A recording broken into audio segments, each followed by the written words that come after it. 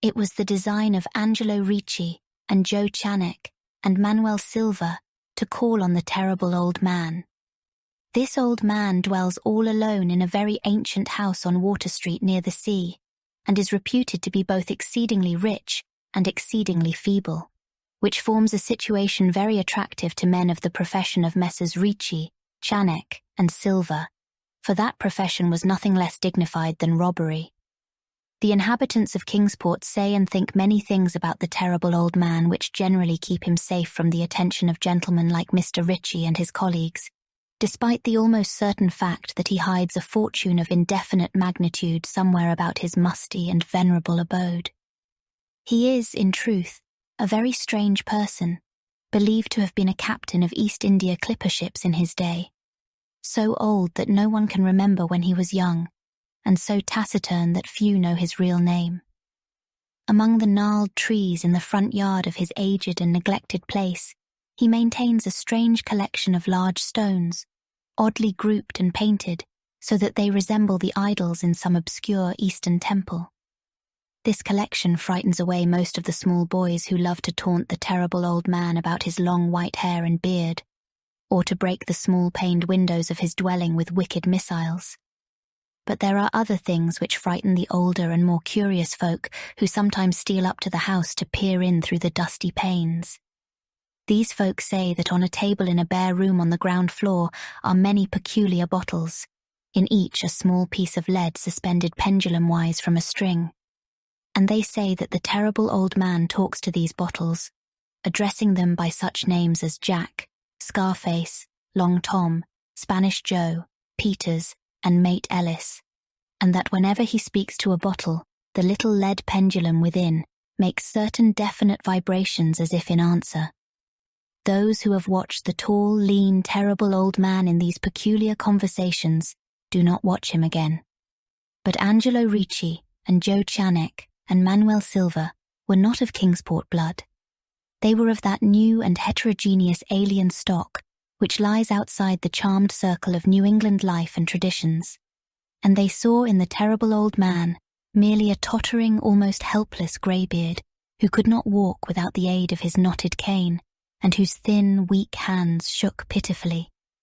They were really quite sorry in their way for the lonely, unpopular old fellow, whom everybody shunned, and at whom all the dogs barked singularly. But business is business, and to a robber whose soul is in his profession, there is a lure and a challenge about a very old and very feeble man who has no account at the bank, and who pays for his few necessities at the village store with Spanish gold and silver minted 2 centuries ago. Messrs. Ricci, Chanek, and Silva selected the night of April 11th for their call. Mr. Ricci and Mr. Silva were to interview the poor old gentleman, whilst Mr. Chanek waited for them and their presumable metallic burden with a covered motor car in Ship Street, by the gate in the tall rear wall of their host's grounds.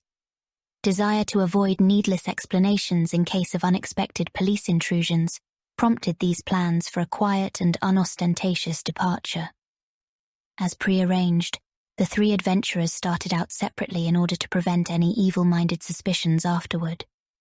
Messrs. Ricci and Silva met in Water Street by the old man's front gate, and although they did not like the way the moon shone down upon the painted stones through the budding branches of the gnarled trees, they had more important things to think about than mere idle superstition.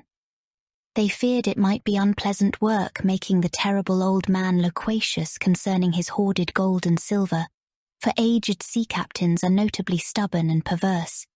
Still, he was very old and very feeble, and there were 2 visitors.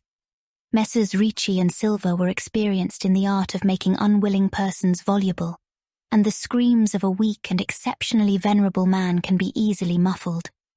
So they moved up to the one lighted window and heard the terrible old man talking childishly to his bottles with pendulums. Then they donned masks and knocked politely at the weather-stained oaken door. Waiting seemed very long to Mr. Chanek, as he fidgeted restlessly in the covered motor car by the terrible old man's back gate in Ship Street. He was more than ordinarily tender-hearted, and he did not like the hideous screams he had heard in the ancient house just after the hour appointed for the deed. Had he not told his colleagues to be as gentle as possible with the pathetic old sea captain? Very nervously he watched that narrow oaken gate in the high and ivy-clad stone wall. Frequently he consulted his watch and wondered at the delay. Had the old man died before revealing where his treasure was hidden, and had a thorough search become necessary? Mr. Channock did not like to wait so long in the dark in such a place. Then he sensed a soft tread or tapping on the walk inside the gate, heard a gentle fumbling at the rusty latch, and saw the narrow, heavy door swing inward. And in the pallid glow of the single dim street lamp, he strained his eyes to see what his colleagues had brought out of that sinister house which loomed so close behind. But when he looked, he did not see what he had expected, for his colleagues were not there at all, but only the terrible old man leaning quietly on his knotted cane and smiling hideously. Mr. Channock had never before noticed the colour of that man's eyes. Now he saw that they were yellow. Little things make considerable excitement in little towns, which is the reason that Kingsport people talked all that spring and summer about the 3 unidentifiable bodies, horribly slashed as with many cutlasses, and horribly mangled as by the tread of many cruel boot heels, which the tide washed in. And some people even spoke of things as trivial as the deserted motor car found in Ship Street, or certain especially inhuman cries, probably of a stray animal or migratory bird, heard in the night by wakeful citizens. But in this idle village gossip, the terrible old man took no interest at all. He was by nature reserved, and when one is aged and feeble, one's reserve is doubly strong.